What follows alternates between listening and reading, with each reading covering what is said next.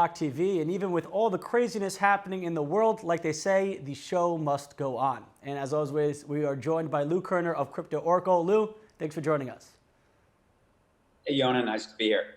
All right, we have to start off with, the big money issue with the government handing out $2.2 trillion that it printed out of thin air in an attempt to save the economy. Is this the biggest case for or against decentralized currencies that don't have a bailout option? Look, I think this is what governments do, right? This is why ultimately every currency fails. So the people in crypto who really understand about the history of money knew this was going to come eventually. Is this the downfall of the dollar? Is this the downfall of the financial system? It might be. It might be tomorrow. It might be a year. It might be 20 years. But what we know for sure is that we're not paying our debt unless we continue to print money and massively devalue it. So, ultimately the reason why you want to be in crypto, the reason you want to be in Bitcoin is because of exactly what we're seeing unfold today. Mm-hmm. But what about, the argument that this might be necessary? If you hark back to 2008 financial crisis, there were a lot of people saying the same thing. This is the end of the dollar. This is the money is worthless. And it did seem to be holding its value pretty well, the dollar was. Why would this be different, and why is this the time for cryptocurrencies? Sure. Well, things work until they don't. Nobody has a crystal ball. What we do know is nothing was fixed in 2008. All we did was kick the can down the road. Ultimately, people do have to believe in something. And today, people are continuing to be in the dollar, right? The most amazing thing about the craziness of the Trump administration is the crazier things they did that totally destabilized the United States. The stronger the dollar would get, because as horrible as the dollar is, everywhere else is even worse. Mm-hmm. Speaking about Trump, he might not be the best example, but there are many arguments to be made for DAOs, and there are many benefits. Decentralized leadership is great, but in times like this, is there an argument to be made that it might be better to have a kind of strong central power that can help lead the way, organize efforts, take control out of an otherwise out of control situation? I mean, prime example of this being Winston Churchill during World War II. Aren't there times, especially during crisis, where it might be better to have a strong central leadership? Sure. I think what we've seen is the way China has been able to respond to the lockup, being a very authoritarian government, is actually much better for dealing with flattening the curve. And you're able to force people to do things that they don't want. So, and I think if you go back and you take a look at history, there's a widely held belief that the best governments, and this is obviously before crypto and before decentralization, are benevolent dictators. The problem is you get dictators who aren't benevolent, and that's really, really horrible. And what decentralization solves for is now, instead of having a man in the middle that you have to hope is benevolent, or having a man in the middle who at the end of the day, you never know what they're really solving for, right? What is Trump really solving for? Nobody knows, but it doesn't seem to be for the health of the people. And if you have something that's community driven, at least what you know is that the community is solving for the benefit of the community. There might be differences in how we do that, but you know that ultimately that is what decentralized entities are doing, is solving for the community. Mm-hmm. But even especially at times like this, where there's a lot of fear in the communities, where where seemingly decisions are made irrationally, is there a danger? Are DAOs hamstrung and other decentralized organizations and decision-making apparatuses? Are they not hamstrung by kind of too many cooks in the kitchen during times of crisis? Sure. Well, we're still at the very beginning of DAO governance, and if you take a look at some of the leading work being done, and it's being done, by some companies in Israel as well as around the world, including DAO Stack.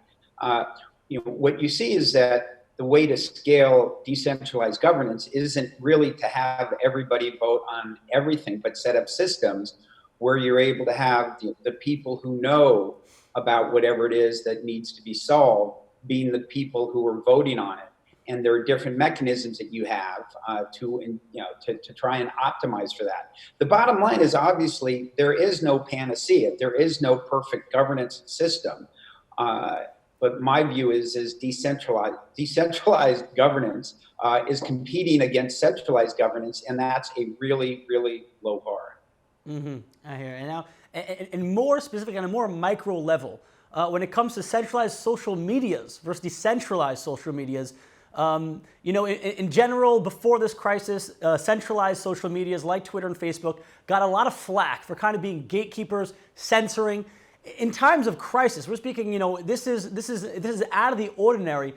When the importance for clear and correct information and also the blocking of disinformation that is harmful to the public health. Is this finally where Twitter and Facebook and other centralized social medias, where they kind of have a good reason finally, or a good case to censor certain information? Well, look, the problem is they're not good at censoring information. And that's because the truth is people don't want them to censor information. In fact, Facebook grew their engagement of users for the first 12 years that it was around. Every quarter, certainly since they were reporting and everybody knew what their engagement was, their engagement increased. The first decrease in user engagement for Facebook in fourth quarter of 2017, the reason they gave was because people were trying to stop, Facebook was trying to stop people, their members, from doing the number one thing that their members wanted to do. And remarkably, the number one thing that people on Facebook want to do is read fake news. So all these platforms are doing is giving people what they want. And I think, that what we need is to be able to have our own platforms where the community that we're a part of is solving for what that community wants. Mm-hmm. Now, that argument definitely holds water in regular, normal times, but in times of crisis like this, it's estimated because of the downturn in economic activity, as well as the loss in potential ad revenue, could be hitting these social medias like Facebook and Twitter to the tune of billions. So once again, is greed good here? Will they be driven by their desire for profit to kind of end this thing and be driven to actually act benevolently because of that drive for profit? They want to see this thing end just as much or even more than we do. Is that enough, or decentralized, solutions here really the only ones to go? Well, look, again, there's no panacea. What we're seeing, whether it's on Facebook or Twitter or elsewhere, is massive amounts of misinformation. We're seeing massive amounts of misinformation from our own government. And so to the degree that Twitter is allowing Trump to continue to tweet this misinformation that is literally killing people, it is literally killing people, shows that Twitter doesn't have a system in place. And I don't think that systems really exist to know what truth is, right? Where do you go? What's the oracle of truth? There isn't one. What you need is a community to decide what that community is going to view as their truth. And I think that's the best that we can do. Mm-hmm. Now, especially speaking about community's response to this, some out there are actually losing faith in crypto because of this. And Travis Killing, he tweeted, his losing faith. He tweeted that, to be honest, he feels like crypto is more of a single asset class today than any other point in the last 3 years. What's your take on not just him, but many others losing faith in crypto right now? Look, I think people got into crypto because they saw a better future. And what we're seeing now is, Travis, my guess is he's probably something like 4 years in. And the future that Travis saw isn't happening today. And that's upsetting. And it's easy to understand why people, when they don't see the world behaving like they think it should, right? Like the people who got into crypto got in because they believed that times like this would happen, when the financial markets would crater and implode. And that would be Bitcoin's day. That would be crypto's day. And we're seeing that implosion. But what we're not seeing is the response in crypto. And that's because, in my view, it's because of Amare's law. Amare, he was a professor at Stanford in the early 70s when he coined the term. And that's that the impact of all great technology, like crypto, like Bitcoin, is overestimated in the short run and underestimated in the long run. And things take longer. They always take longer than you think, but the impact is always greater. So it's my belief that we're in that period of time now of disillusionment where people got very excited. And now they're just getting disillusioned because the world isn't happening at least at the speed that they thought that it would. Mm-hmm. In your opinion, when do you think that reality will actually catch up with that expectation? When do you think that Bitcoin and crypto overall will actually live up to its expectations? Well, yeah, I think that what we need to do is simply build products that people want, that people can use. I think education's great, but the world isn't going to get educated on Bitcoin. The world's not going to get educated on crypto, right? We don't know how our cell phone works, right? But we all use it because it gives us value. That's what crypto needs to do is really give value. And I think before that, and how can you get people to appreciate it? Well, I think education is certainly one part of it, but ultimately, I think the bigger part of it is simply faith. And faith doesn't necessarily have to be religion, but faith is believing in something that you can't see yet, but is out there and you believe is going to happen. And I have faith in Bitcoin. I have faith in crypto that this is the way to a better world. And I'm going to continue to do everything I can to make that potential, that truth that I see for that to be a reality. Mm-hmm. Now, you might not have to just merely have faith much longer. It might come to fruition without you even having to do anything, because with this $2.2 trillion stimulus plan, the markets did bounce back a bit. But at the end of the day, consumption makes up about 70% of the economy. And if the jobless rates keep on going up, which they will, to historic levels, they're rising and rising, will any of these bailouts or market rallies really matter when the unemployed guy won't go out spending? What will that do to crypto? We definitely will hurt the economy if this unemployment keeps on rising, but what will unemployment do to crypto, if anything at all? Again, what crypto is it's an alternative system to the system that currently exists. It's a whole different way of organizing the world. And what we're seeing is that the way that we're organizing the world is simply not functional for the vast majority of people on the planet. And there's a better way. Are people going to understand that there's a better way? Are they going to buy into that? I think it's our job, to do whatever we can to help the world see that. One of the things that gives me the greatest amount of faith, it took me a long time to get comfortable using the word faith. I'm not a religious person, and when most people hear faith, they hear religion. And I think most people in crypto are probably not religious. But I'm comfortable using it. But what gives me the most comfort is the fact that many of the smartest people in the world are in crypto and are working 24/7 to solve our problems and build the products that we're going to need to have crypto go mainstream. Mm-hmm. Well, it's good to have all those smart people on our side. Before I let you go, last thing, you've been very active on Twitter arguing about black swans. Do you want to explain to the viewers what's going on there?